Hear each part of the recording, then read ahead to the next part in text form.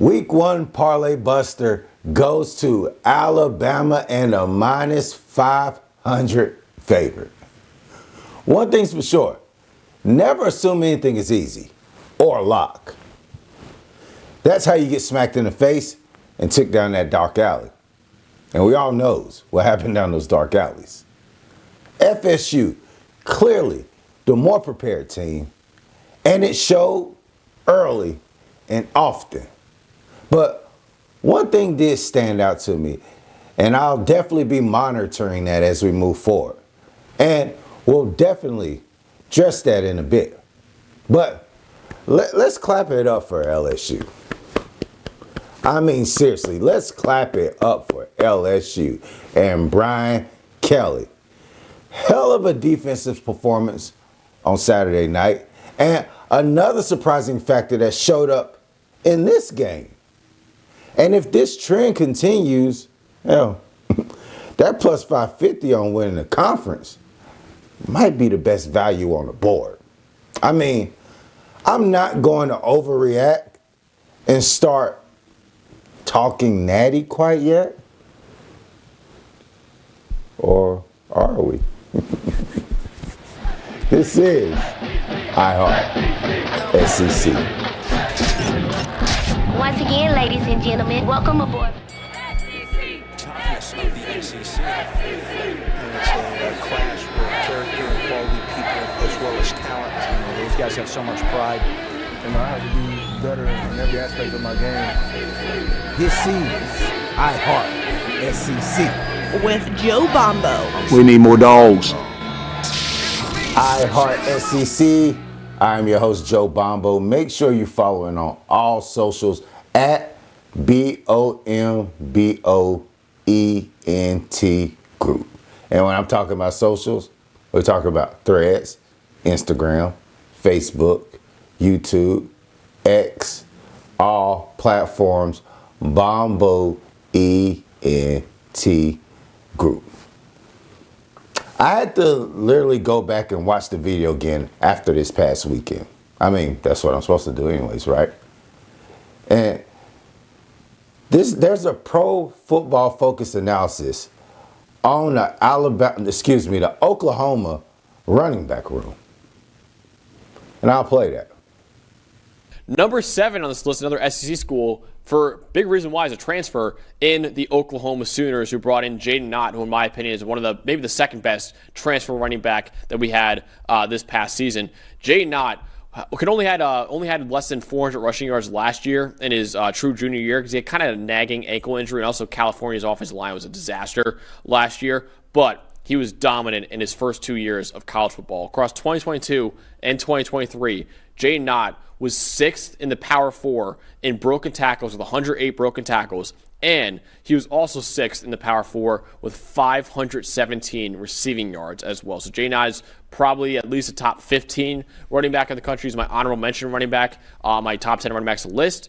And then also, Oklahoma did bring back their leading rusher from last year in Javonte Barnes. He had 3.4 rushing yards after contact last year, 10th in the SEC.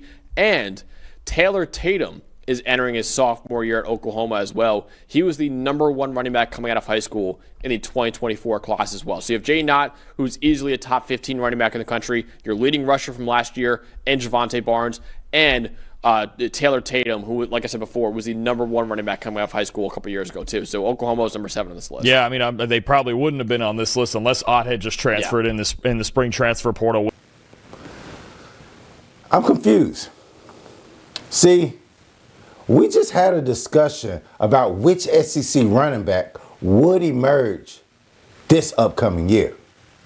And boy, did I love some Star Thomas from Tennessee over the weekend. He did some things that impressed me, that's for sure. Though he didn't make my big man on the campus list, because there is another SEC running back that had me as soon as I seen him flash across the screen. But back to the subject at hand. On the conversation of Oklahoma running backs, let's look at the Oklahoma running back stats for this last weekend. Torrey Blaylock, 8 carries, 44 yards and touchdown. Johnny Mateer, quarterback, 7 carries, 24 yards, and a touchdown. Xavier Robinson, 8 carries, 17 yards. Deion Burks, wide receiver, even got a carry. Javonte Barnes, 7 carries, 9 yards. Jaden Ott, 1 carry, -3 yards. That all totaled 32 carries on the afternoon. And if I'm not mistaken, they did say top 15 running back in the nation when they were referring to Jaden Ott. Okay, so let's consider maybe he's still recovering from that ankle injury, but 1 carry? And how does that explain Javonte Barnes, the leading rusher from last year? 7 carries? I mean, this is Illinois State we're playing. They're not world beaters by any means. Maybe they're preserving these guys for down the road in SEC play.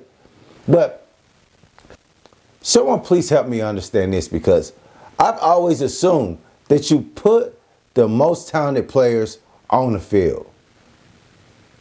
And 8 for 44 is serviceable, but that's not going to get you by in the SEC. And that was just one of my many observations from week 1. Now, let's dive into my game notes. And I'd like to start with one of the main games at 12 o'clock. That was Ohio State versus Texas. And as I look at my notes, C.J. Donaldson seemed to have an impact. 19 carries for 67 yards. That offensive line of Ohio State leaned on the defensive line of Texas throughout that game. So it had me think, could they be too small up front in Texas? Well, I went and did some deep diving after that question, and I don't think that's an issue. Look at Hanu, 299 pounds. Watson, 313 pounds. Bavard, 350. Shaw, 342. See, everyone salivates on Colin Simmons and the talent he has, being one of the possible top 10 picks when he comes out towards the NFL. But the rest of that defensive line has a lot to prove. And I don't believe that they stood up to that standard this weekend. But you only allow 14 points, so it's really hard to be too hard on the defense and say they didn't do their job. So let's think about the offensive side. And the question that comes to my mind is, who's the alpha in the Texas wide receiver room? Because we knew who it was on the Ohio State side. And I'm not just referring to Mr. Smith. I'm also talking about Carnell Tate, who made some big plays as well, that helped solidify drives and keep this Ohio State team on the field. Tennessee versus Syracuse. Aguilar, great deep ball all throughout the game. You could see it. It was evident. He showed his wheels, was able to get a couple big runs down the field, show that he has that versatility.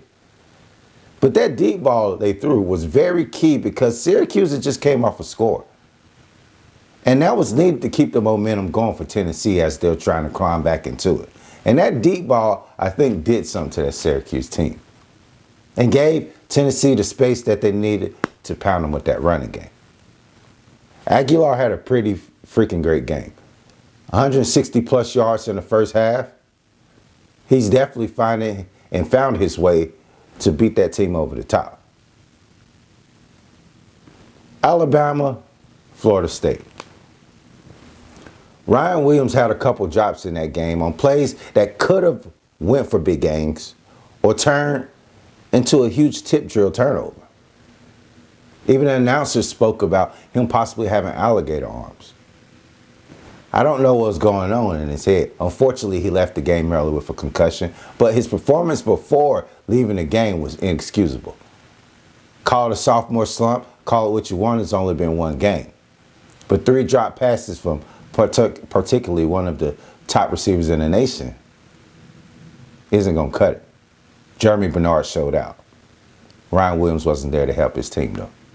Hope he gets healthy and Godspeed and get back on the field to prove us why he's been projected as one of the top talents in the nation. So when I look at the guy that was throwing the ball, Ty Simpson, I think the crowd might have gotten to him because it's heavy in Doak Walker. Either the coverage downfield he wasn't sure of, or maybe he wasn't sure of what he was seeing. See, this FSU secondary must be immaculate from watching what I seen on Saturday. Or Ty Simpson's eyes are just slow as shit. See, we were thinking all offseason that there wasn't much of a quarterback battle, that this was Ty Simpson's job. He was the unrivaled starter. And if that's the case, maybe we were wrong. See, this makes me revert back to Steve Spurrier's comments regarding Chuck Manning. And when he asked, and people tend to belittle his point, like he didn't know anything about football, but he asked, if Arch Manning was that great of a quarterback, hell, he had 2 years to take the job from Quinn Ewers.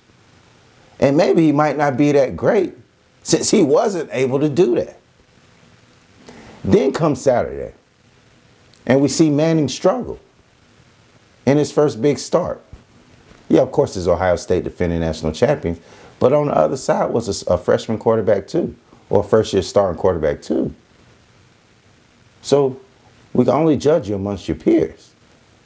But now we look at a Ty Simpson who seemed to be the unrivaled starter, and maybe we should reconsider what Coach Grubb said about the fact that maybe there really was a quarterback battle that we just shunned to the side, that we didn't take the other 2 guys that were competing as viable options, and we just gave Ty Simpson the gig because he had been in the system the longest. That's something that we should be thinking about. Arkansas and Alabama A&M. I never seen so much blown coverage on the field. These are my notes. A&M's secondary was trash. And that's my assessment of that game. You couldn't get a really good read for Taylor Green and how they would come out or what that offense was looking like because all the coverage, they were throwing open receivers all game. Hell, this game was so bad, ESPN didn't even put up their stats for a day and a half. It shows you where they stood on the totem pole.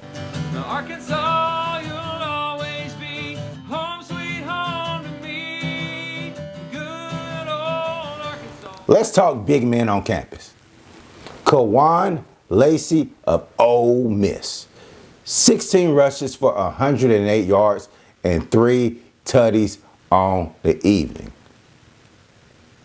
Bo Pribula started off on Thursday, 23 of 28 for 283 yards, 2 touchdowns, then added 10 rushes for 65 yards and 2 more tutties on the ground. Definitely brought some of that swag that this Missouri team needed, especially on the offensive end.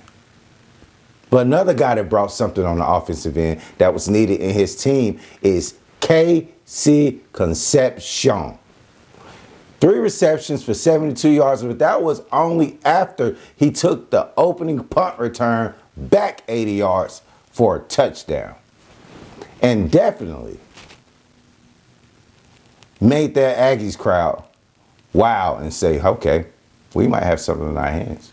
We'll talk about that game in a second. UGA Marshall. Gunnar Stockton played a clean game, and it was very versatile.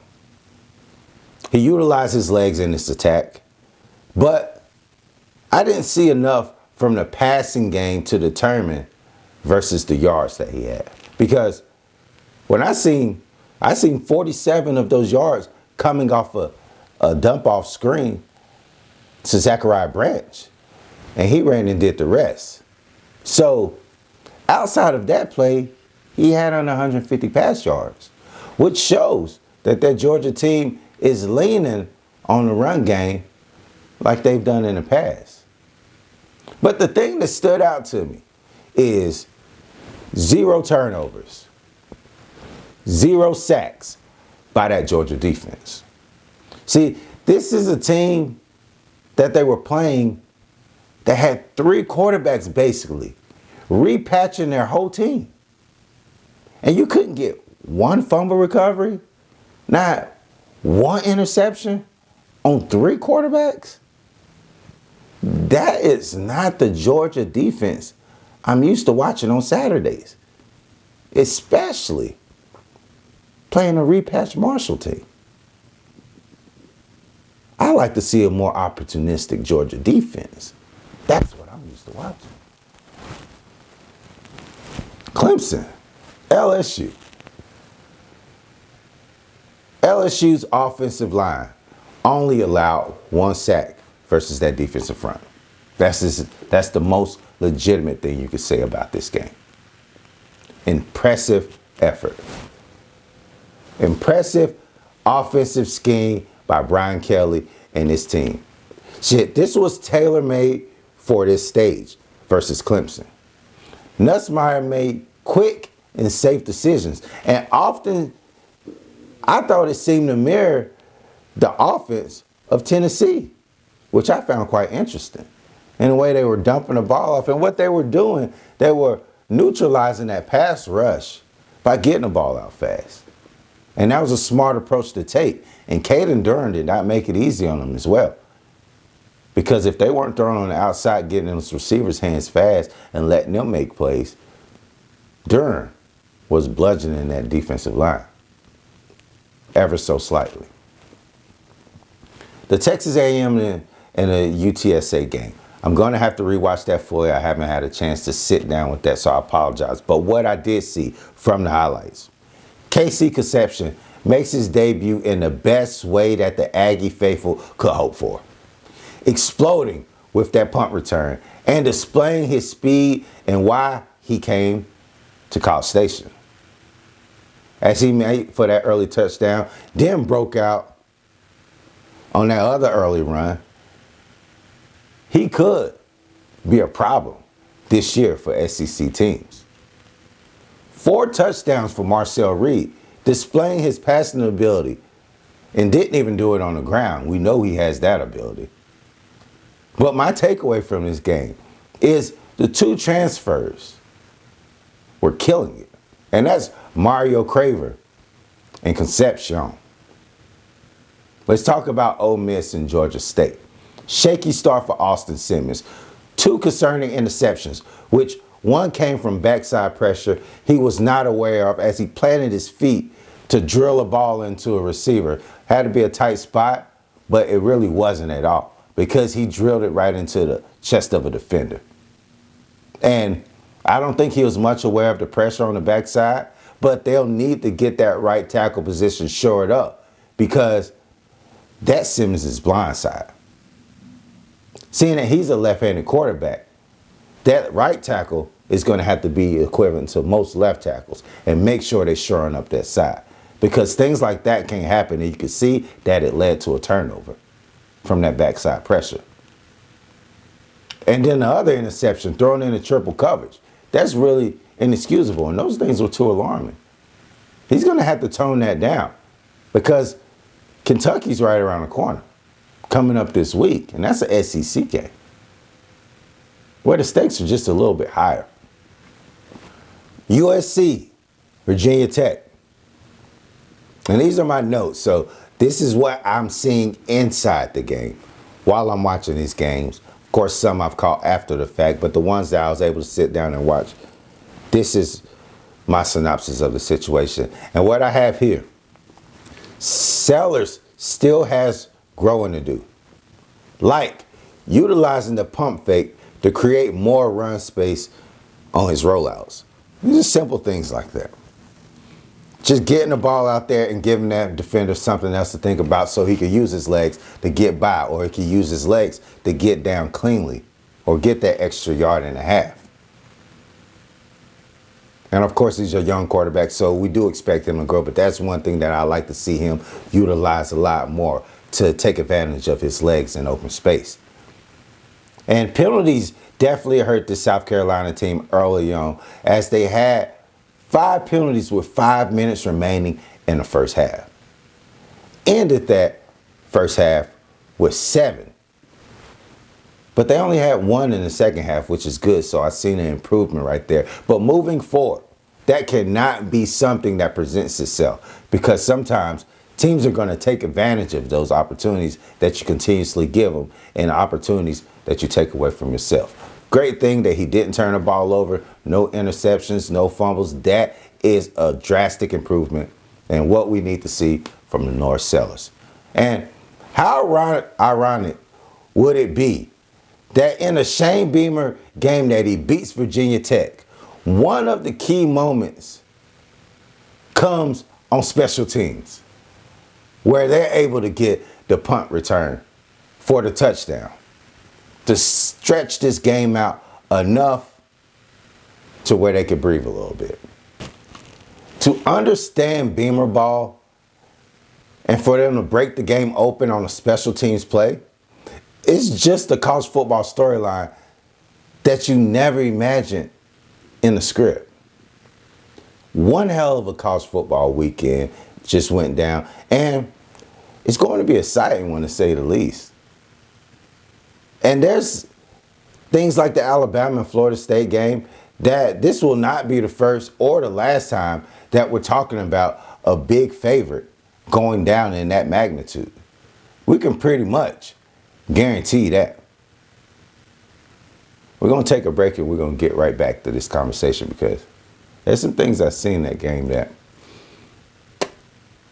the Roll Tide faithful might not like. This is iHeartSEC. You guys kept throwing around the term like alpha males in your locker room and within your team. Is that a thing, or can you elaborate a little bit more on that and what that means? This is a quick. Would you rather date if you were let's see, I'm gonna do an animal example. If you were in a tiger, would you want to date a cat? No. You don't want to date a cat. You wouldn't want to. Well, of course, it's tiger. The cat. It's a bigger version of it. It's the cat. You know, it's all around the stuff. But you don't want to date a cat, though. Not something we bring. You know what I mean. So that's the difference. Like, it's more so of like, not in day. I mean, alpha male. Like, who? That's what we're recruiting. That's what we're standing on. What? Bro, what are you talking about, man? Guys is alpha males. Guys is where their feet at. And guys is very vocal and want to compete, you know, and have an edge on them. You know what I mean? So that's more so of being specific. You know what I mean? You won't want to date a cat. You would rather date another tiger, right? Or a lion, something more manly. Yeah, so We're going the right. This morning when I woke up, I was scrolling Facebook, and I wish I could find a message and which group it was in and the guy that expressed these thoughts, because I would like to have given him credit for it. But he talked about, basically, he ended up in the same hotel as Alabama at one point in time last year during the season. And it was alarming because as they broke out in the team buses to take off, everyone wasn't on the same page. There were some guys late. It just seemed to be chaos in a sense. He talked about the night before and how they were ordering DoorDash at 1 or 2 in the morning. And also having friends entering the hotel around those same times, the day before the game. And he went on to say that once he seen those things, he was hoping that those weren't things that would permeate into the season and the play on the field. And it's so funny how things work, because that kind of goes on what I was considering and what I've been thinking from my notes going to that game. And I put exactly, Alabama players need to play for the name on their backs and not expect people to lay down due to the name on the front. That's what it seemed like to me on the defensive end.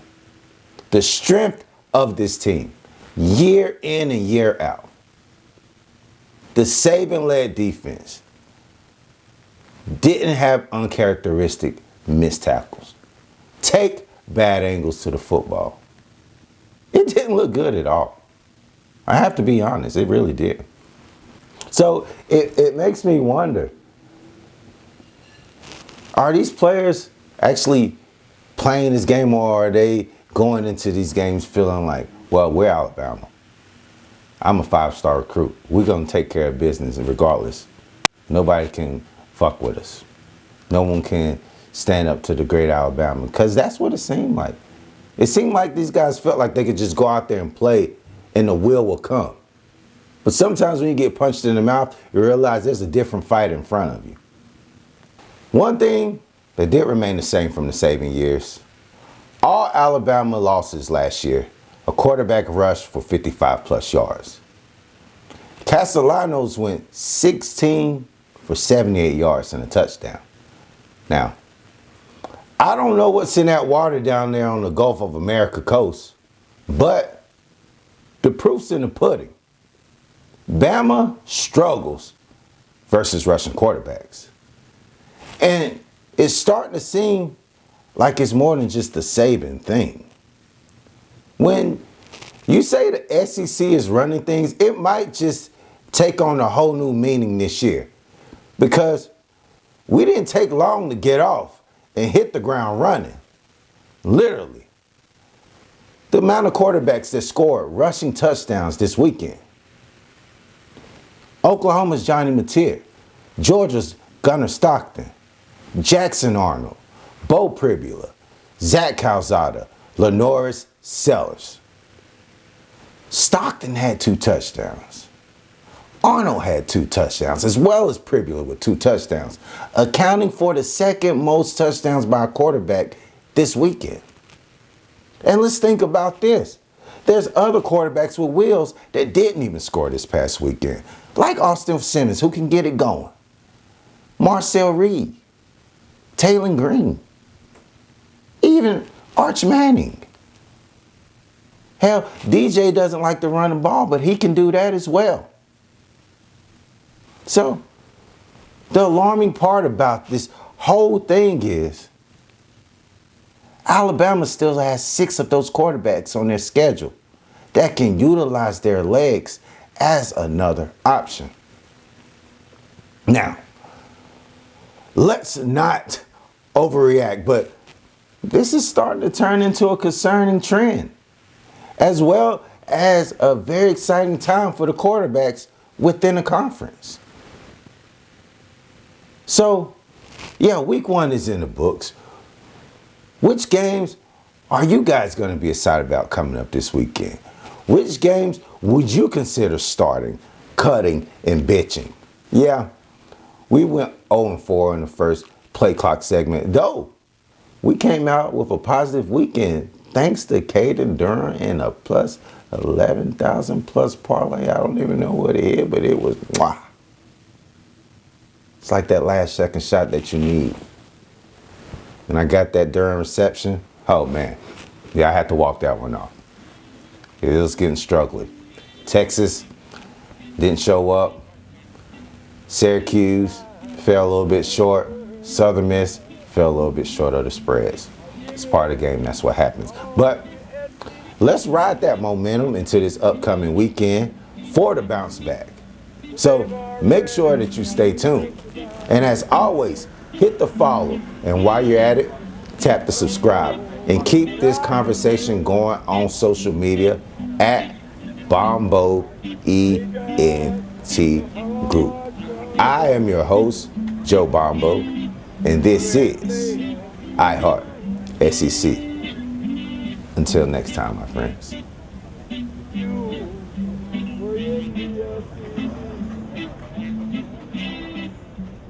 There will be no other place to be. They came down later.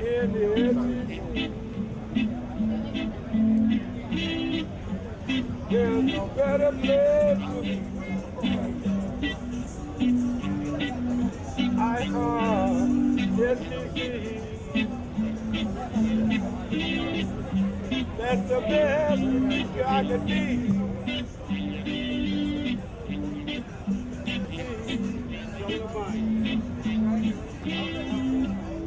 That's the best. iHeart SEC.